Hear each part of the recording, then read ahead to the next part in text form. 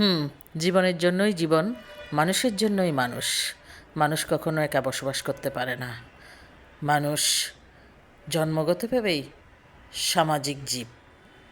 মানুষের প্রয়োজনে মানুষকে লাগেই, কিন্তু তাই বলে কারো জীবনে মানুষ বেশি অমানুষগুলো না আসুক, মানুষের চেহারায় প্রাণীগুলো কারো জীবনে না আসুক। উপর উপর ভালোবাসা আর অন্তরে বিষধর সাপের মতো বিষাক্ত মানুষগুলো কারো জীবনে না জড়াক।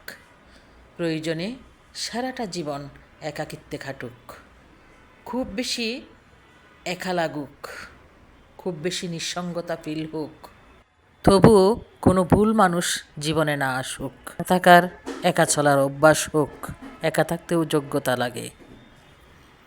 আল্লাহ পাক আমাদের সকলকে এই মানুষের চেহারাওয়ালা অমানুষগুলো থেকে, মানুষরূপী প্রাণীগুলো থেকে হেফাজত করুন।